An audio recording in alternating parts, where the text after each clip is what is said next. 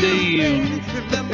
Rick, hail Mojo Monday, sir. How are you? I'm awesome, Brett, man. You know it's a good Monday morning when you're singing. Bring it. They talk about talking heads. We definitely got the bobbin head thing going on Mojo Monday, but here we go. You can't not, man. That song resonates every week. It's cranks me up right, man. Cranks I me up love right. it. I love it. Well, here's the deal. We are more than halfway. We're moving into the second half of the 6 personal perspectives that we've been rocking out here on Mojo Monday. Let's pop these up, Rick. Here's kind of just your recap of what we've been going through. And, we talk about these 6 personal perspectives, and, they talk about how when Gary Keller started Keller Williams, they literally would teach these at the beginning of every class, which almost sounds like overkill if you didn't really understand that it was just a mindset thing. And what these are is it's how a highly successful top producer thinks, and what sets them apart from the thinking of people that just not necessarily are bad people, but they're just not the top people, right? And if you're studying the top people, you want to study their thinking, and this is a great way to study that. We've knocked out commit to self-mastery and really going after that 80-20 principle. And I always laugh when I say E to P, because it sounds so weird until you understand it's going from entrepreneurial to purposeful, right? And today we're going to jump into this learning-based concept, right? Anything you'd add about what we've been going through? I mean, the thing that I'm realizing is in our discussion is that these are highly interconnected, and that there's although they all have value as standalone concepts and something to consider and something to apply, when you link them together, you really become, it's like a force field, and you become, unbeatable. Like literally the mindset piece really comes together when they're interconnected. So I like the progression, and I think there's logic behind how Gary laid these out. There's certainly an order to it, right? Like understanding yourself in that self-mastery concept. If you don't understand that, you're going to mess up the 80-20 and how to stay focused on the 20%, right? That's right. And then if you can't get the 20% down, how are you ever going to have breakthroughs into being purposeful if you don't know what to be purposeful about, right? Yep.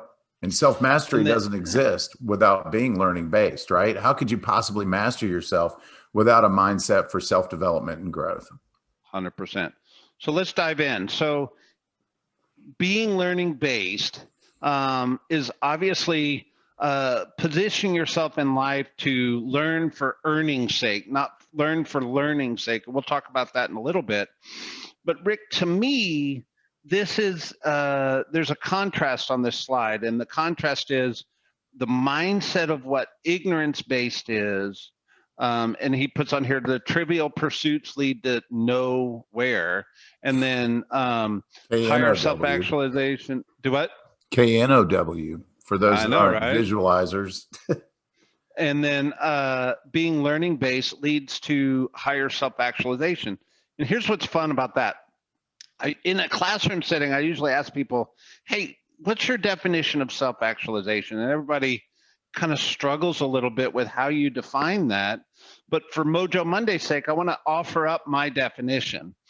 And what I believe higher self-actualization is, Rick, it's a subscription in your mind that there's a better version of you can become tomorrow with no destination to that. So whether we're talking about you being a father, you being a leader, you being a friend, you being a business professional, there is always a better version of you can become tomorrow. And that subscription in your mind is what keeps you in a place of being learning based, because you're always seeking, because know improvement is a staircase that doesn't have a ceiling, right? Yeah. What would you say? Well, I mean, that was beautifully put. An inspiring thought, and it all starts with a big why. Because if your why is not clear, you're not going to do the work to achieve that experience or outcome. So when your why is to make a difference, or maybe be a great father, husband, wife, partner, friend, son, daughter, or business leader, if the why is strong enough, the how will come to you. So one of the things we're going to talk about is like, how does that look to elevate Right. your learning based energy? And the idea is to move from, and by the way, I would contend that everyone is learning based. The difference is, are you self mastery or are you learning to just, experientially? And I think we all learn, like, for instance, I mean, if you ever touched something hot as a kid and realized I shouldn't touch a hot pan on the oven or on the stove, and you learned a lesson, but it wasn't predictive and it wasn't proactive. It was reactive and defensive. And there's a different energy behind being predictive and proactive. And the idea behind self-actualization is understanding your why and then creating a course of action that leads you the most efficient way there. 100%. And we added this, or it was added to this slide, where there's actually a formula or a way of people in a learning based environment grow, where you start out unconscious incompetence, you gain some knowledge, and it moves you to a place of conscious incompetence, meaning I now know what I don't know, right? And then conscious competence means I developed a skill set, right? I have wisdom, and the skill set starts to develop. Right. And then ultimately, once that habit kicks in, I stop thinking about it, but I'm really good at it, right? I'm unconsciously competent.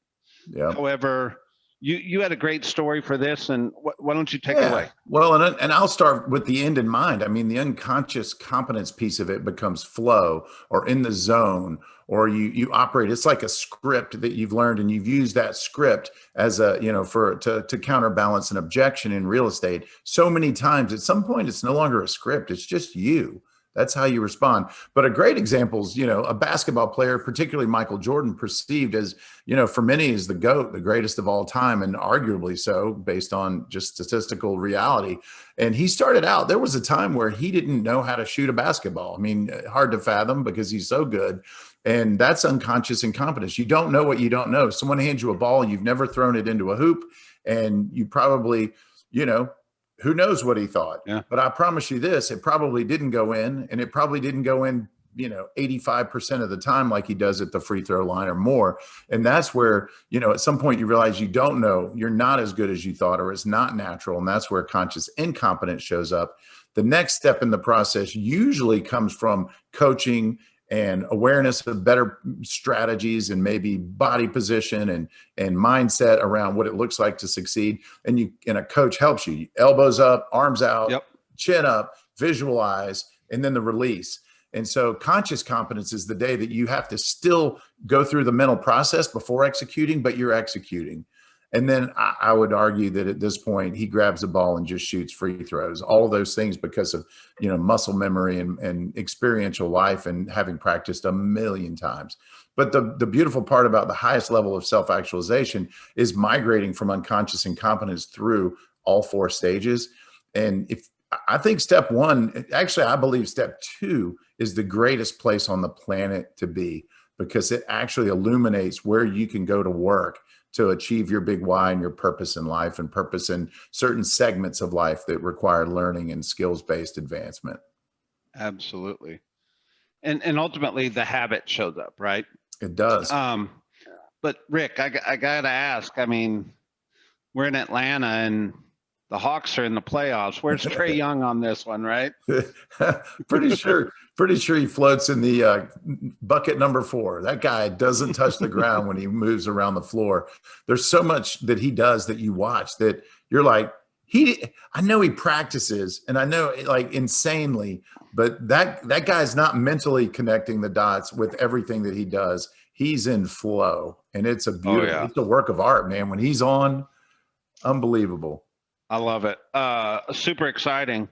So let's do the opposite for a second, right? Like, we can talk about how awesome being learning based is, and that the power that brings. But I think that there's this ignorance based concept, right? And people find themselves at little brief moments in life. Hopefully, they don't find themselves historically there or permanently there. But it's where they just shut the learning off for a minute. Right. And I remember, Rick, it was kind of a crazy story. I was in leadership years ago, and believe it or not, there was a moment in time when Facebook did not exist, and all of a sudden, Facebook started to become a thing. And I remember being in a room teaching real estate agents, and we started talking about this Facebook and Facebook in context of business. And a good percentage, I would almost say half the room, Rick, crossed their arms, leaned back in their chair, and said, "That's for the kids." Mm, Fast forward, could you imagine business today without social media, right? However, could not. that moment in time, they showed up ignorance based, saying, "Hey, I'm not learning. I don't want to know anything about that. That's for the kids." I know people that say, "I'm not a technology person." Yeah. And they shut their mind off to being learning technology, right? And it's just a reminder. It doesn't mean they're bad people. It's just I've had moments in my life like that. I'm sure you have as well, where we naturally shut something down because change and learning is not always easy, right? Yet being learning based creates that movement to self-actualization.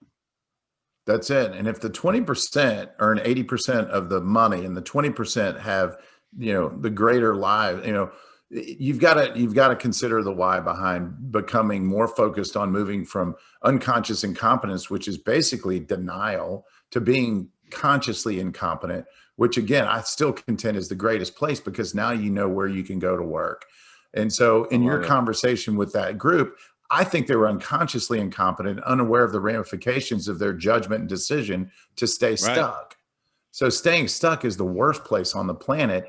But I assure you, over time, reality's coming. And the sooner Oh you get yeah. it, people who mastered the Google chain and the search, I mean, their referrals, were reflective of the effort to mass market differently. And so, Yeah. there's a tool and a strategy of tomorrow that's coming, and the laggards don't win. Yeah. So Rick, am I going to see you on TikTok this afternoon? Probably not throwing down any dance moves. I'm not But certain that's a nonetheless, business right? application yet, but being known It is being is. known for something, right? Come on, I'm going to challenge you for a sec. I'm kidding, but it I is. appreciate the challenge. There's a lot of people using it.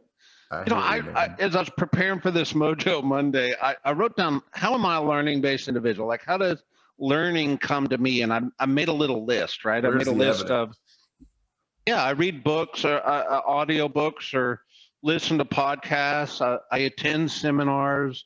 Not only do we provide classes, but I attend classes myself.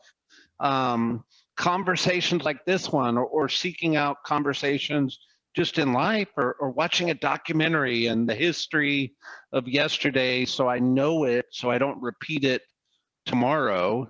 And then having a coach certainly can teach you things and hold you accountable to that process, right?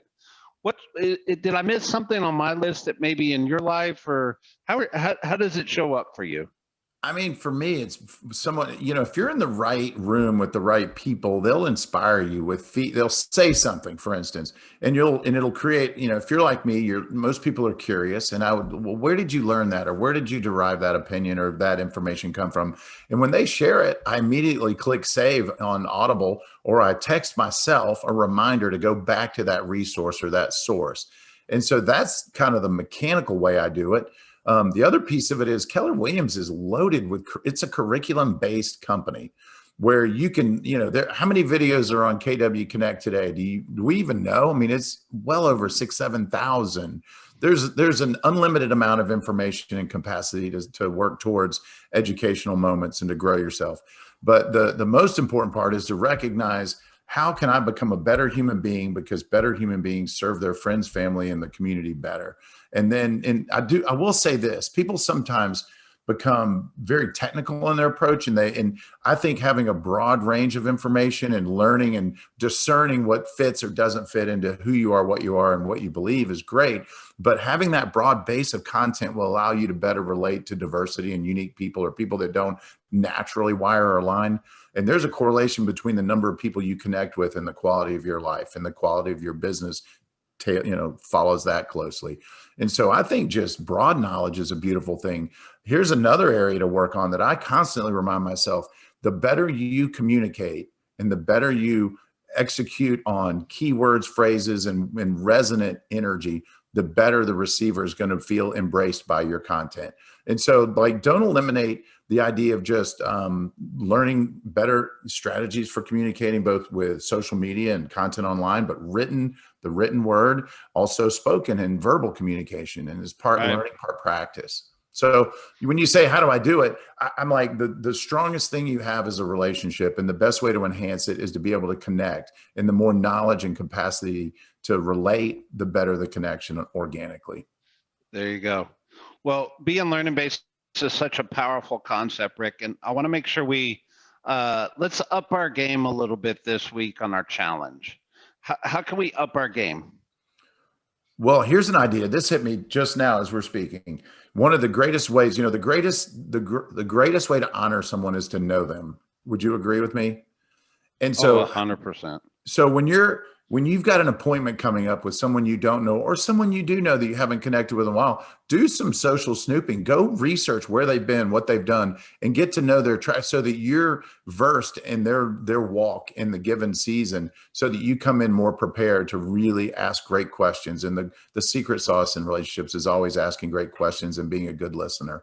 And so maybe being learning based is to learn more about other people, not just content for content's sake, and certainly not for trivia night exclusively.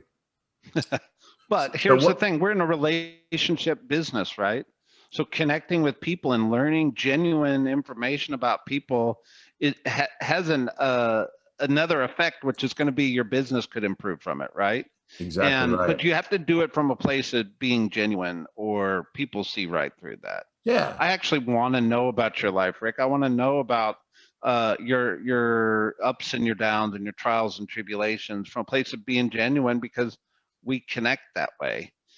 And by the way, maybe we would do business in the future too, right? There you go. And naturally, when you like someone, you tend to trust someone. And when you trust someone, you of course offer opportunities to work together. So that's the greatest gift, is to have a bonded, sincere, authentic trust. So what do you think we should do this week? What's the homework assignment, Brett? How do we compel people to? Let's block an hour. And what should we do with that hour, Rick? I'll start with that and throw it you, Ray. So, I mean, if remember in the 4-step process, conscious incompetence is step 1, and it's the greatest step of the 4, is realizing you now know what you don't know. Take an hour, analyze your life, holistically, and just turn off social media, turn off your phone, turn off your computer, and sit with a pen and paper and just take about 25 or 30 really good deep breaths and write down the things that trouble you, write down the things you feel like you could improve, write down the things. And ultimately, if you can, in an hour, come down to one thing you can do in the next week to advance your purpose and your why, you're probably on the right path. Because once you identify the need, you can now figure out what's the prescription. Proper diagnosis is step 1, prescription is step 2, and then ultimately execution, step 3. Yep. And that reminds me of a quote that I think is important to remind everybody is, if we attend classes or we learn for learning's sake, without application, that learning is just an entertainment process, right? Yeah. So we're just entertaining ourselves reading a book if we never do anything with the information, right? That's it. Well, it might as well be a Friday night movie with popcorn. I do too. It is entertaining, but if you don't do anything with it, you might as well just pop the popcorn and sit back on the couch, right? Yeah. And by the way, there's learning and fun stuff too. Like it doesn't all have to be textbooks, right? In fact, I asked, Jay Papasan was in a mastermind with me about a year ago, and it was outside of Keller Williams, which is really weird that it would be outside of the boundary of, because he's so prevalent and prominent. And he was asked a really good question. And the first series of questions was all about, what has Gary Keller taught you? And the list just went on and on and on and on: visionary and tactical and strategic, and do your homework and the right people and the inner circle. And then a great question was, what have you taught Gary Keller? And he said, I taught him to get outside of the tactical box of learning for strictly strategic advancement, and to occasionally read for just enrichment for fun. And he had him reading, I think it was Star Wars, which is where R1 and R2, which we call, R1s or Red 1 and Red. He actually pulled that from it's not all fiction or nonfiction, right? And experiential stories and other stories that will apply to life that you'll also feel the energy of if you just lean in. Absolutely. Well, Rick, Mojo Monday, my friend. It's always a good day when we do Mojo Monday. Always a good day. So find that one thing and then lean in. Figure out where you're where you're now consciously incompetent, and move towards unconscious competency. Always. Okay, man. Have a good one. Love you guys.